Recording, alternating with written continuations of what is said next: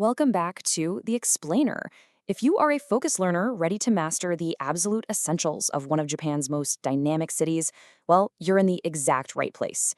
Today, we're breaking down Nagoya, the landmarks, the deep culture, and of course, the absolutely incredible cuisine. Okay, let's dive into this. Just to help us digest this massive amount of info efficiently, we've broken the explainer down into 5 distinct themes.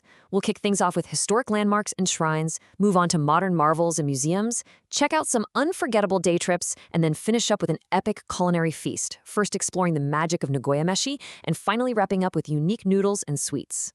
Let's start with Section 1, Historic Landmarks and Shrines. Time to ground ourselves in the ancient roots and samurai heritage that really define Nagoya's past. You literally can't talk about Nagoya without starting right here with Nagoya Castle. It's easily the city's most famous landmark. Check out those gleaming golden tigerfish ornaments. They're called the kinshachi, perched right up there on the roof. They are iconic. The castle itself is surrounded by these stunning gardens, and honestly, if you're planning a trip, try to time it for cherry blossom season. The entire grounds just burst into vibrant pinks and whites. It is absolutely breathtaking. Now, what's really interesting about this slide is how perfectly it captures Nagoya's cultural contrasts. On one hand, you have the profound spiritual depth of Atsuta Jingu Shrine. It's this incredibly peaceful, ancient forest sanctuary that's been standing for over 1,900 years. Then, just a quick trip away, you step into the Tokugawa Art Museum, packed with actual samurai armor, swords, and historical paintings, right next to a gorgeous Japanese garden. But then you completely pivot to the Osu shopping district.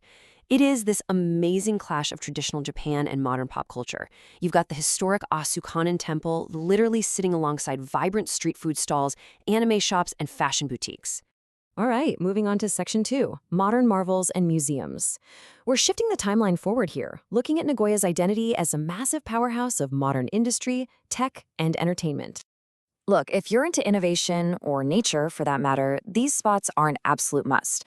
You can kick things off at the SCM Maglev and Railway Park, getting right up close to actual Shinkansen and Maglev trains. It's super family-friendly and just really cool to see Japan's high-speed history in person. From there, you can shift gears over to the Toyota Commemorative Museum of Industry and Technology, which is full of hands-on interactive exhibits showing how cars and complex machines evolved. And then, swap out the machines for marine life at the Port of Nagoya Public Aquarium.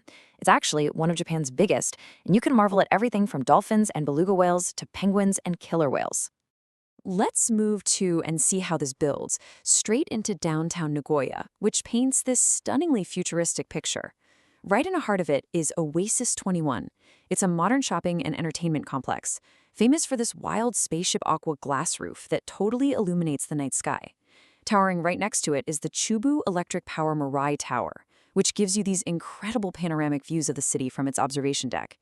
And weaving it all together is Hisaya Odori Park. It's this long, relaxing green strip right through the city center, packed with cafes and some really great seasonal events. Section 3, Unforgettable Day Trips.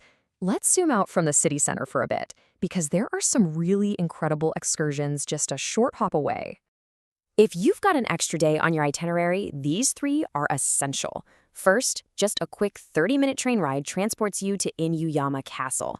This one is super rare because it actually stands proudly as one of Japan's oldest original castles. Now, if you're a film fan, Ghibli Park out in Aichi Expo Park brings all those iconic movie attractions to life, but seriously, you absolutely must book your tickets well in advance. They strictly require it. Or if you're after pure visual spectacle, head over to Nabanano-Sato. It's a famous flower garden, but their winter illumination display is just wow. It's so breathtaking that people travel from all over the world to see it. Okay, on to Section 4, the magic of Nagoya Meshi. I hope you're hungry, because we are dedicating the entire rest of this explainer to Nagoya's legendary, mouth-watering culinary scene. Before we start drooling over specific dishes, let's actually define Nagoya Meshi. We aren't just talking about your standard Japanese food here. Nagoya Meshi refers to a highly specific, totally unique, and deeply flavorful local food culture. It's a massive point of cultural pride in the city, known for its bold and distinct tastes. And this brilliantly illustrates exactly how serious they are about this food culture. We are looking at the ritual for eating hitsamabushi, an incredibly rich, perfectly grilled eel served over rice. But you don't just dig in and eat it all at once. There is a strict 3-step process. Step 1. eat the first portion normally, just enjoying the baseline flavors of the eel and rice. Step 2, add your condiments to the second portion. And step 3, pour tea or broth over the final portion, which completely transforms the flavor profile. If you want to experience this properly, you really need to visit famous spots like Atsuta Horeiken or Mario Honten.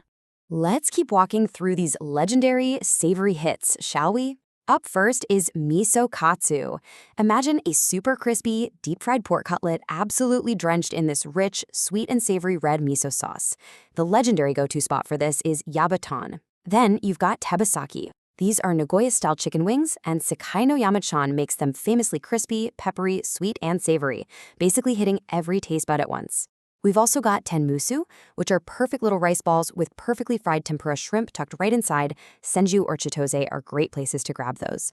And rounding out the feast is ebi fry, which is massive, crispy fried shrimp, usually served with tartar sauce or as part of a really hearty set meal found all over the city.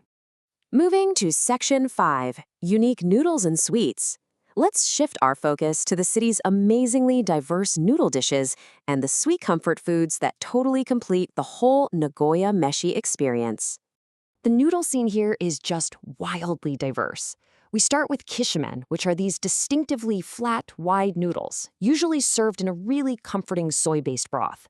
If you want something much heartier, Yamamotoya makes miso nikomi udon. They cook incredibly thick udon noodles right into a bubbling, rich, red miso broth. It's amazing. Then there's ankikake spaghetti. This is a super unique local take on Italian food, famous at Spaghetti House Yokoi. It features thick spaghetti covered in a spicy, peppery sauce, topped with things like sausage and veggies. And here's a fun piece of culinary trivia. Taiwan ramen. Despite the name, this intensely spicy noodle dish was actually invented right here in Nagoya, at a famous restaurant called Misen. So the crucial point is that no trip to Nagoya is complete without saving some room for their unique desserts. For a classic cafe breakfast, you have to try ogura toast. It's a thick slice of toast slathered with sweet red bean paste and butter. It sounds simple, but it's brilliant. For traditional sweets, look for uiro, these wonderfully soft steamed rice cakes. Now, if you want something totally decadent, you need to track down a Shiro Noir at the famous Komeda's coffee. It is a warm, flaky, buttery pastry topped with cold, soft-serve ice cream. And of course, you'll find fantastic matcha sweets scattered all around, especially at the cafes near Atsuta Shrine and right in central Nagoya. Which brings us to the end and leaves me with a final question I really want you to think about. Which aspect of Nagoya will you travel for first? Will it be its deep samurai history, its cutting-edge modern marvels, or the completely mouth-watering Nagoya meshi? I hope this explainer has left you hungry, inspired, and absolutely ready to plan your ultimate Nagoya itinerary. Thanks so much for joining me today to break this all down and keep exploring.